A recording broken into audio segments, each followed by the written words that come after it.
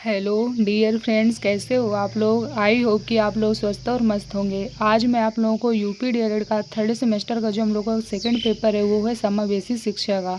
तो उसके सिलेबस को आगे बढ़ाते हुए टॉपिक का डिस्कशन करूंगी। तो कल की क्लास में मैंने आपको 9वां चैप्टर स्टार्ट कर दिया था। तो उसमें मतलब कि 9वां चैप्टर मैंने आपको स्टार्ट कर दिया था, तो थोड़ा बहुत करा दिया था। तो चलिए अब उसी को अब क्या करते हैं, आगे बढ़ते हैं। तो जो चैप्टर था हमारा वो था समावेशी बच्चों के लिए समायोजन और निर्देशन क्या होते हैं समावेशी बच्चों के लिए, और परामर्श क्या होते हैं, ये हमारा चैप्टर था। तो चलिए हम लोग उसी चैप्टर को अपने आगे बढ़ाते हैं। तो ये सब मैंने आपको करा दिया था कि निर्देशन के उपकरण क्या होते हैं, इनके बारे में अच्छे से बता दिया था, और निर्देशन का उद्देश्य क्या होता है ये सब मैंने आपको बता दिया था। चलिए हम लोग आगे बढ़ते हैं।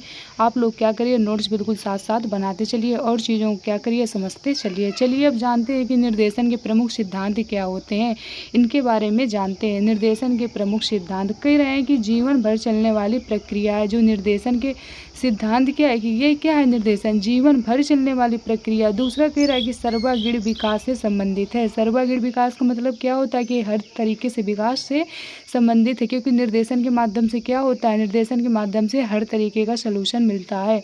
इसके बाद भी जो तीसरा है वो कह रहा है कि संपूर्ण शैक्षिक प्रक्रिया का अंग है। यानी संपूर्ण शैक्षिक प्रक्रिया का भी क्या है, ये निर्देशन और परामर्श क्या है, एक अंग है। अब चलिए हम लोग आगे बढ़ते हैं। अब कहा जा रहा है कि विद्यालयों में निर्देशन या मार्गदर्शन की आवश्यकता है। जानेंगे कि विद्यालय में यानी स्कूल में निर्देशन और मार्गदर्शन की आवश्यकता क्यों है और कितनी है, अब इसके बारे में जानते हैं। कहा जा रहा है कि हर किसी व्यक्ति को अपनी समस्याओं के समाधान के लिए और अपनी आवश्यकताओं की पूर्ति के लिए मार्गदर्शन की आवश्यकता या ज़रूरत पड़ती है।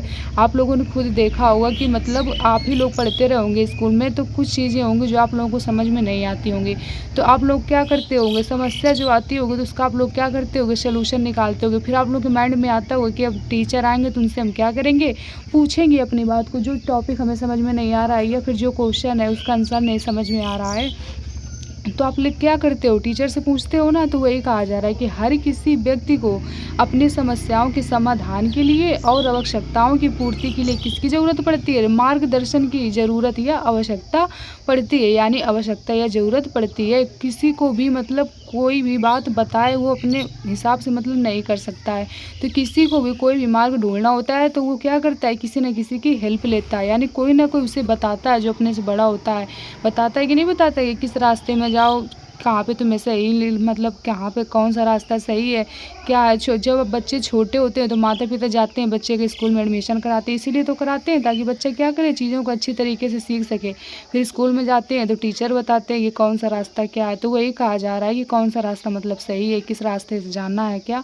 तो वही कहा जा रहा है कि हर किसी व्यक्ति को अपनी समस्याओं के समाधान के लिए और अपनी आवश्यकताओं की पूर्ति के लिए मार्गदर्शन की आवश्यकता या ज़रूरत पड़ती है। अब चलिए आगे बढ़ते हैं। अब क्या कहा जा रहा है, अब कहा जा रहा है कि अगर हम बच्चों की समस्याओं को देखें तो हम उन्हें निम्न वर्गों में बांट सकते हैं। चलिए अब जानते हैं कि बच्चों की समस्याएं क्या हैं और उनको हम किस हिसाब से वर्गों में बांट सकते हैं। पहला कह रहा है शिक्षा समस्याएं, व्यवहारिक समस्याएं और व्यक्तिगत एवं मनोवैज्ञानिक समस्याएं। शिक्षा समस्याएं का मतलब जो पढ़ने लिखने में बच्चे को प्रॉब्लम हो, व्यवहारिक समस्याएं और व्यक्तिगत एवं मनोवैज्ञानिक समस्याएं। इसका मतलब ये होता है कि बच्चा किस तरीके से बातचीत कर रहा है, तो मतलब उसे बातचीत करने में कहाँ पे प्रॉब्लम आ रही है, तो टीचर क्या करेंगे, बच्चे को बताएंगे किस तरीके से उनको बातचीत करनी है। अब चलिए आगे बढ़ते हैं। अब कहा जा रहा है कि सभी बच्चे अपनी इन समस्याओं को दूर करने के लिए तथा अपने विकास एवं समायोजन के लिए मार्गदर्शन चाहते हैं।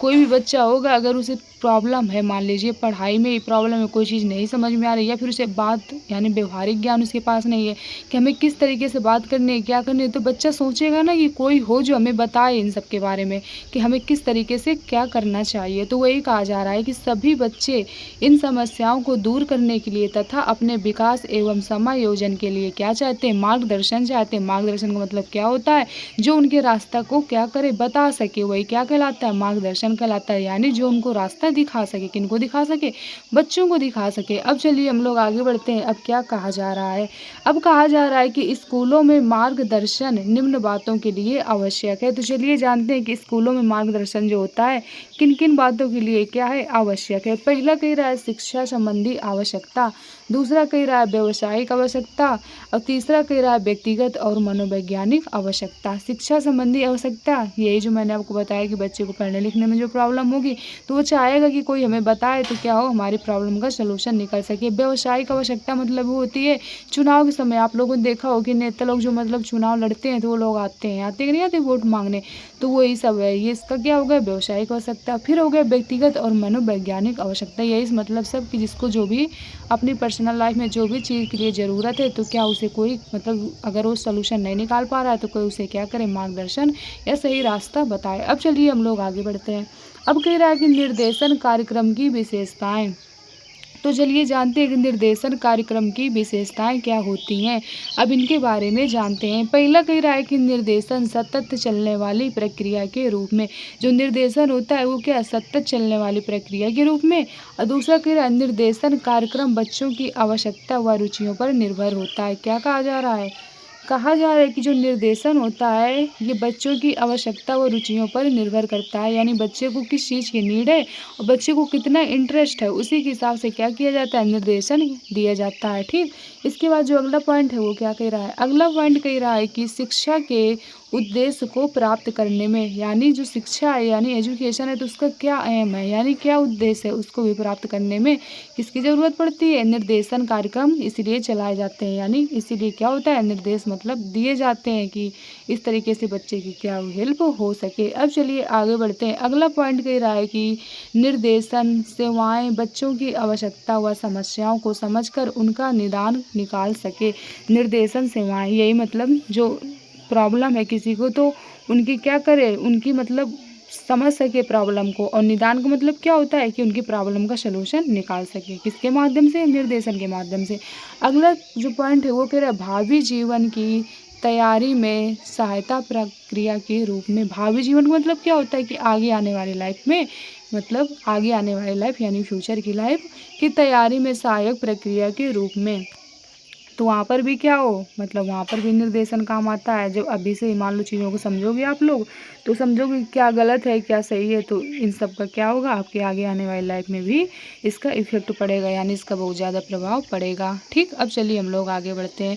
अब कहा जा रहा है कि निर्देशन के प्रकार यानी टाइप्स ऑफ गाइडेंस। अब चलिए जानते हैं कि निर्देशन के प्रकार कौन कौन से होते हैं। इसको क्या बोलते हैं इंग्लिश में, इसको बोलते हैं टाइप्स ऑफ गाइडेंस। तो चलिए जानते हैं कि निर्देशन के प्रकार कौन कौन से होते हैं।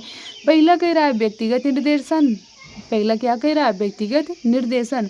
दूसरा कह रहा है शैक्षिक निर्देशन। तीसरा कह रहा है स्वास्थ्य निर्देशन। और जो चौथा है वो कह रहा है सामाजिक निर्देशन। और जो पांचवा वो कह रहा है व्यावसायिक निर्देशन। अब चलिए इनके बारे में जानते हैं कि ये जो होते हैं तो क्या होते हैं। पहला कह रहा है व्यक्तिगत निर्देशन, चलिए इसके बारे में जानते हैं। जो व्यक्तिगत निर्देशन होता है तो ये क्या होता है, कहा जा रहा है कि व्यक्तिगत कठिनाइयों से संबंधित होता है। मतलब जो व्यक्तिगत निर्देशन है तो ये क्या है, व्यक्तिगत कठिनाइयों से संबंधित है। चलिए जानते हैं। बच्चों को उनकी समस्याओं का ज्ञान कराना। दूसरा कह रहा है बच्चों के अध्ययन के संबंध में मार्गदर्शन कराना। ठीक, इसके बाद जो तीसरा पॉइंट है वो कह रहा है बच्चों को वातावरण में सामंजस्य स्थापित करने में सहायता करना। व्यक्तिगत निर्देशन का मतलब क्या होता है, जब बच्चे की खुद की पर्सनल प्रॉब्लम हो। ठीक, तो वही कहा गया है कि इसमें क्या हो, बच्चों को उनकी समस्याओं को ज्ञान, मतलब बच्चों को उनकी समस्याओं को ज्ञात कराना। यानी बच्चा को तो प्रॉब्लम है लेकिन क्या प्रॉब्लम है इसको बच्चा क्या कर सके, समझ सके। ये किसके माध्यम से पॉसिबल है, निर्देशन के माध्यम से। दूसरा कह रहा है बच्चों के अध्ययन के संबंध में मार्गदर्शन कराना। इसके बाद मतलब जो बच्चा पढ़ रहा है, जो चीज़ का वो अध्ययन कर रहा है तो उसके बारे में भी क्या हो, मार्गदर्शन की ज़रूरत पड़ेगी ना उसको, क्या सही है क्या गलत, तो इसके बारे में भी मतलब बताना है। फिर तीसरा कह रहा है बच्चों को वातावरण में सामंजस्य स्थापित करने में सहायता करना। कोई बच्चा है तो वातावरण के अनुसार अपने आप को ढाल पा रहा है कि नहीं ढाल पा रहा है, स्कूल जा रहा है तो उससे मतलब अपनी बात को सही से कह भी पा रहा है कि नहीं कह पा रहा है, उसे क्लास में मतलब कोई अनकंफर्टेबल तो नहीं फील हो रहा है।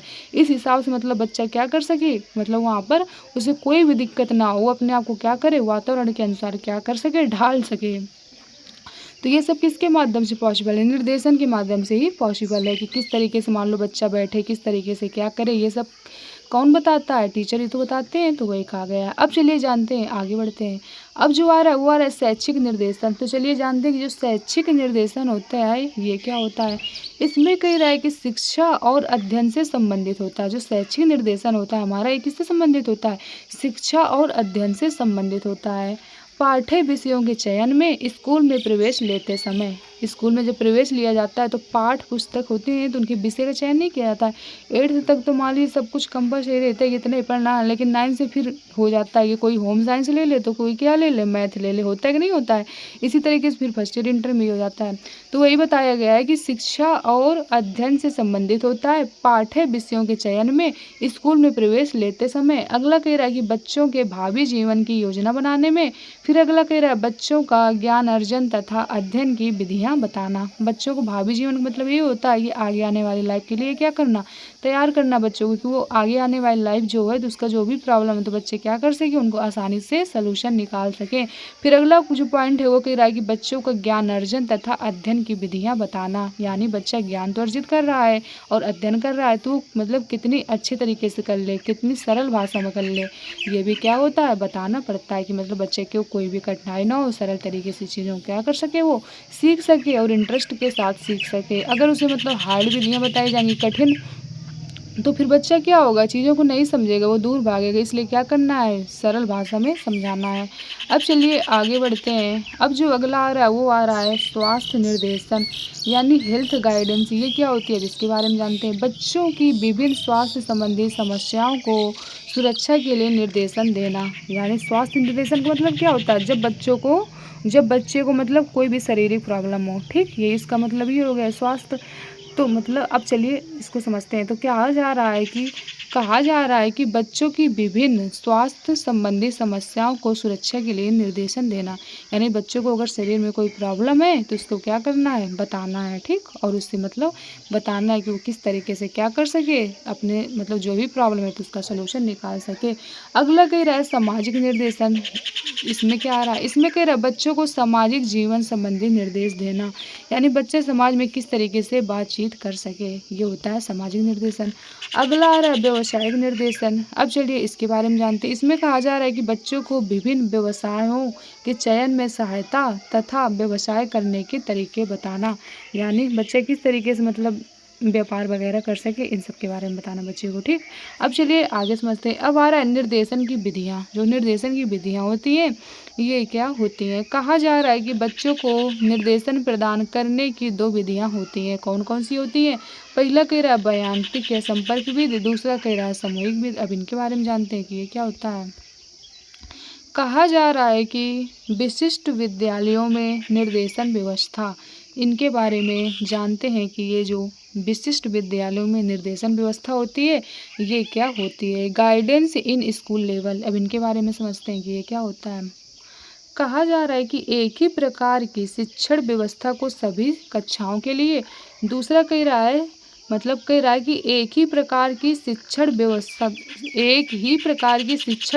को सभी कक्षाओं के लिए सही नहीं माना जा सकता है। प्रत्येक स्तर पर प्रत्येक स्कूल में निर्देशन देने की व्यवस्था अलग अलग होती है। विशिष्ट शिक्षा के लिए निर्देशन व्यवस्था निम्न है। क्या कहा जा रहा है कि मतलब सभी कक्षाओं में, क्या सभी कक्षाओं के बच्चे सेम होते हैं, क्या नहीं होते हैं। तो क्या करना है, हर क्लास के बच्चों को जो तरीका है पढ़ाने का वो क्या होना चाहिए, अलग अलग तरीके से होना चाहिए। ये नहीं कि जिस तरीके से एक क्लास में पढ़ा रहे हैं तो उसी तरीके से क्या करें दूसरी क्लास में भी पढ़ाने लगें। तो वही कहा जा रहा है कि एक ही प्रकार के शिक्षण व्यवस्था को सभी कक्षाओं के लिए सही नहीं माना जाता है।